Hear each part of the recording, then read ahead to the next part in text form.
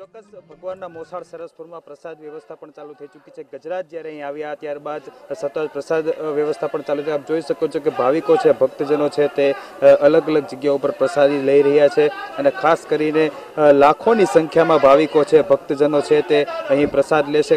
જો વાત કરવામાં આવે તો વર્ષો જૂની પરંપરા છે એક પ્રસાદીની, તે આજે પણ ચાલુ રાખવામાં આવી છે। ખાસ કરીને અલગ અલગ પોળમાં આ પ્રમાણે પ્રસાદીની વ્યવસ્થા કરવામાં આવી છે। છેલ્લા 15 દિવસથી આ પ્રસાદી છે તેની બનાવવાની કાર્યવાહી ચાલુ થઈ જતી હોય છે। ખાસ કરીને એક વર્ષો જૂની પરંપરા છે પ્રસાદીની। કઈ પ્રમાણે આ પરંપરા કઈ રીતે ચાલુ થઈ હતી? આ પરંપરા ચાલુ થવા પાછળનું એક કારણ એ છે કે વર્ષો પહેલાં અહીંયા આગળ પૂરીબા કરીને અમારા એક બા હતા, એમણે રસોડા ચાલુ કર્યા। તો એ વખતે એમણે 11 સાધુ સંતોને અહીંયા જમણ કરાવ્યું હતું। 11 સાધુ સંતો અહીંયા પ્રસાદ લીધો હતો। એ દિવસથી લઈને આજ સુધી સરસપુરની અંદર લગભગ 18 પોળ છે। 18 પોળની અંદરથી 10 થી 12 પોળની અંદર આ રીતે રસોડા ચાલે છે। છેલ્લા એક અઠવાડિયાથી સરસપુરના દરેકે દરેક, ચાહે મહિલા હોય, પુરુષ હોય કે બાળ વર્ગ હોય, બધા ખભેથી ખભા મિલાવીને અહીંયા પ્રસાદની તૈયારી કરે છે અને રથયાત્રામાં આવતા ભાવિક ભક્તોને અહીંયા આગળ ભોજનનો પ્રસાદ મળી લે, સાધુ સંતોને પ્રસાદ મળી લે, એ રીતની અમે વ્યવસ્થા કરીએ છીએ। પ્રસાદી લેવાની શરૂઆત થઈ ચૂકી છે।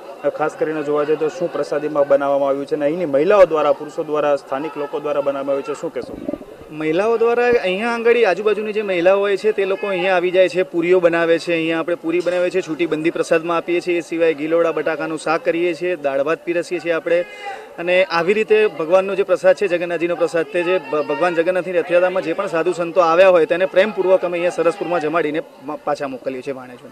નાથની નગરચર્યા સાથે જે ભક્તજનો આવ્યા હોય છે તેમના પ્રમાણે પ્રસાદ વ્યવસ્થા કરવામાં આવે છે। સરસપુરની અલગ અલગ જે પોળ હોય છે, જે ચાલી હોય છે, ત્યાં ખાસ કરીને આ પ્રમાણે પ્રસાદીની વ્યવસ્થા બનાવવામાં આવે છે। સ્થાનિક લોકો દ્વારા જ આ પ્રસાદી બનાવવામાં આવતી હોય છે, ખાસ કરીને પૂરી, દાળ ભાત, શાકની પ્રસાદી।